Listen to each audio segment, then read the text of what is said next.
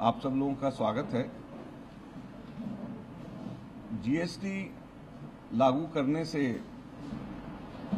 कुछ ही दिन पहले केंद्र सरकार ने, फाइनेंस मिनिस्ट्री ने 15 जून को एक लिस्ट जारी करी थी कि इन चीजों के ऊपर रेट कम हो जाएंगे, और हमेशा की तरह ये भी एक झूठ का पुलिंदा है और उसका असर एक एक करके नजर आना शुरू हो गया। सबसे पहला असर और सबसे बड़ा असर डोमेस्टिक एलपीजी रसोई गैस के सिलेंडर्स के ऊपर नजर आ रहा है, जो कि 32 रुपया हमारे देश भर के अंदर लगभग अलग अलग जगहों के ऊपर बढ़ा, और 32 रुपया रसोई गैस के सिलेंडर सीधे के सीधे जीएसटी की चपेट में आए।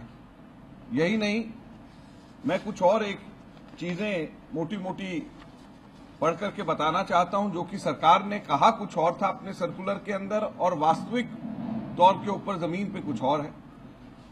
जैसे फूड्स एंड बेवरेजेस, खान पान की चीजें, helmets, dialysis, blood test, clothes, footwear, hair oil, toothpaste, soap, cornflakes, tea, coffee, butter, biscuit, curds, cement, mineral water, ये सारी की सारी चीजें जो कि साधारण उपभोक्ताओं के इस्तेमाल के लिए चीजें आती हैं, ये सबके सब सरकार ने गलत इसमें बयानबाजी करी, गलत क्लेम किया, और वास्तविक स्थिति इसके अंदर एकदम ठीक उसके विपरीत है। और इसको 18 और 28% के स्लैब के ऊपर रखा गया, जिसकी सीधी सीधी मार उपभोक्ता और साधारण जनता के ऊपर पड़ रही। और रसोई गैस की मार जो है वो घरों के अंदर, गृहिणियों के अंदर और लोगों को, जो गरीब और साधारण लोग हैं, उनके ऊपर सबसे ज्यादा उसका असर पड़ेगा। हम लोग ये मांग करते हैं कि रसोई गैस के ऊपर जीएसटी को एकदम से तत्काल प्रभाव से हटाया जाए, और सरकार ने जो इंटरनेशनल क्रूड ऑयल प्राइसेस हैं वो कम हो रहे हैं, लेकिन सरकार ने उसके जितने अपने प्राइसेस जो हैं तेल और उसके संबंधित मूल्य कम नहीं करे, जिसकी वजह से सालाना 3 लाख करोड़ रुपया सरकार मुनाफा कमा रही है।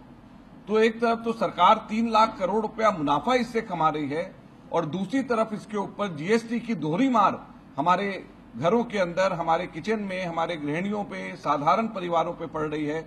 ये इसका कोई औचित्य नहीं है, और इसको सीधे सीधे हम ये मांग करते हैं कि इसको वापस लिया जाना चाहिए।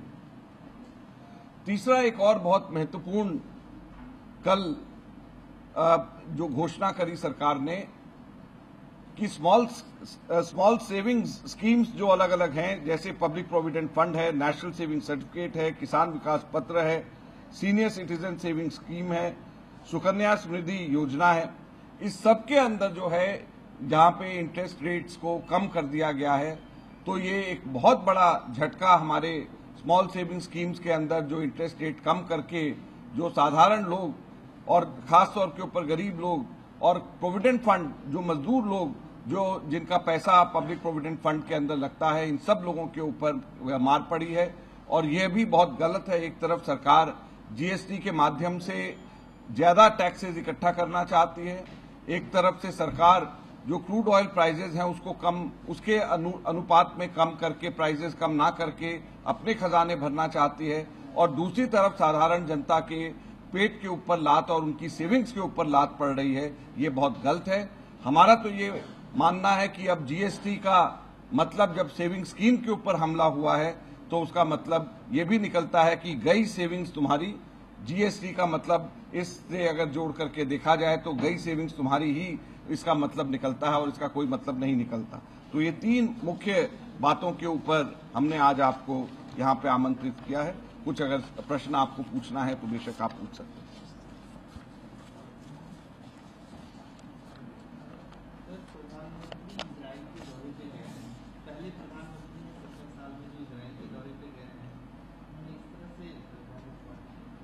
देखिए, प्रधानमंत्री का ये 65वां विदेशी दौरा है, और अभी जो है पिछले 3 वर्षों से भी ज्यादा हमने देखा है कि ये 65वां जो विदेशी दौरा है, इससे पहले जितने भी विदेशी दौरे हुए हैं ये सिर्फ डोमेस्टिक हमारे देश की ऑडियंस को एड्रेस करने के लिए और उनको सेटिस्फाई और उनको खुश करने के लिए किया जाता है।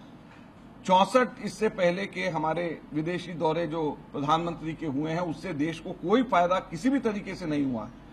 तो हम लोग जो हैं देश के बाहर प्रधानमंत्री दौरे के ऊपर जाएं, घूमने जाएं, उसका फायदा वापस देश को क्या मिल रहा है यह समय इसका बताएगा। अभी तक के जो ट्रैक रिकॉर्ड है प्रधानमंत्री का, वो प्रधानमंत्री का ट्रैक रिकॉर्ड विदेश दौरों का तो ये रहा है कि आप सब लोगों के माध्यम से हमारे डोमेस्टिक जो ऑडियंस हैं, घर के हमारे देश के, उन्हीं को दिखाया जाता है। वहां पर तो ना दिखाया जाता है, ना वहां पर उसका कोई असर नजर आता है।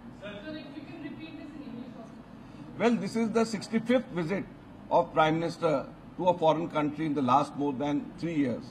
What we have seen previously also in 64 of his visits is that it caters only to domestic Indian audience. He goes there, it is telecast, publicized in India, but nothing concrete comes out of the visit of Prime Minister. In last 64 visits, nothing concrete has come out, nothing beneficial has come out for our country. So this 65th visit also, time will tell how India will benefit out of it.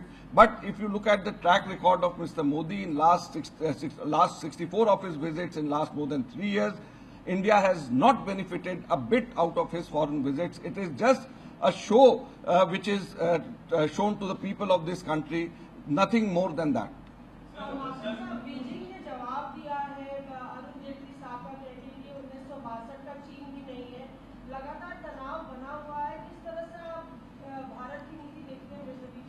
देखिए, एक तरफ प्रधानमंत्री विदेशी दौरे के ऊपर लगातार जा रहे हैं, दूसरी तरफ हम लोगों ने देखा है कि चीन के तरफ से इंकर्शन जो इंडिया के अंदर हो रहे हैं उसको हमारी ही सरकार सीरियसली नहीं लेती है। हमारे सरकार इसके जवाब में, इंकर्शंस के जवाब में कहती है कि ट्रांसग्रेशन है। तो जब आप खुद ही अपने चीन के इस इंकर्शन को आप डाउनग्रेड कर दोगे तो किस तरीके से आप लड़ाई लड़ोगे? सबसे पहले तो इस बात को समझना पड़ेगा कि ये चीनी इंकर्शन है जिसकी वजह से, जिसको देखते हुए हमारी सरकार को और तेजी से और आक्रामक या जो भी डिप्लोमेटिकली सही तरीका होता है वो अपनाना चाहिए।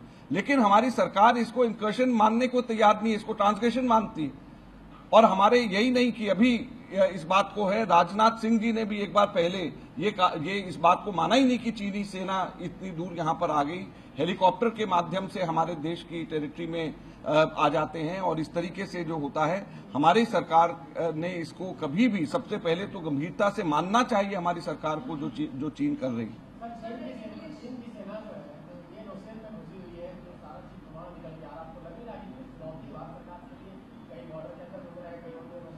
देखिए, हमारी सरकार को बातों से ज्यादा इसके लिए किसी भी प्रकार से किसी भी प्रकार का आक्रमण हो उसके लिए तैयारी जमीन पे करनी चाहिए। हमारी सरकार, हमने पिछले 3 वर्षों में देखा है कि केवल और केवल बातें करती है, केवल और केवल भाषण करती है और जमीन के ऊपर उसका कोई भी असर देखने को नहीं आता है। चाहे पाकिस्तान के बॉर्डर की तरफ से हो, चाहे चाइना की बॉर्डर की तरफ से हो, लगातार निरंतर वहां से लोग यहां पर आ रहे हैं, इंकर्शन हो रहे हैं, आर्मी आ रही है, घुसपैठिए यहां पर आ रहे हैं। और यह जो निरंतर लगातार पिछले 3 वर्षों से ज्यादा है, ये रिकॉर्ड हाई है, आज तक के इतिहास में कभी भी ऐसा नहीं हुआ है। और सरकार की तरफ से इसकी जवाब हम लोग केवल बातों और भाषण का देखते हैं और इसके अलावा कोई भी प्रिपेयर्डनेस का, जमीन के ऊपर प्रिपेयर्डनेस का सरकार की तरफ से कोई भी इसका जवाब नहीं दिया जाता।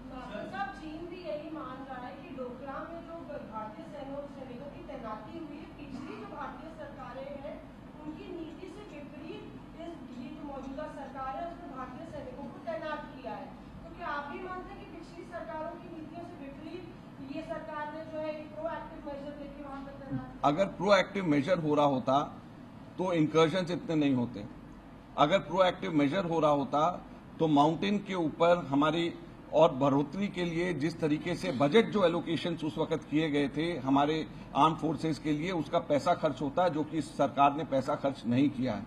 इस सरकार ने जो हम लोगों ने एलोकेशन भी किया था माउंटेन रीजन के लिए, डेवलपमेंट हमारे आर्म फोर्सेस के लिए, उसका पैसा खर्च नहीं किया। इस सरकार ने केवल बातें करी हैं, सरकार ने जमीन पे कोई काम नहीं किया। धन्यवाद।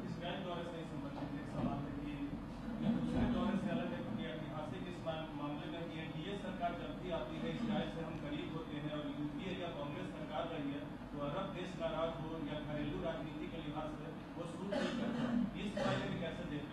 देखिए, हम लोग केवल इसको इस तरीके से विदेशी दौरे हमारे प्रधानमंत्री जब बाहर देश के करते हैं तो वापस हमारे देश को क्या फायदा हमारे देश को मिलता है, इसको ध्यान में रख करके हम लोगों को सोचना और रिएक्ट करना चाहिए।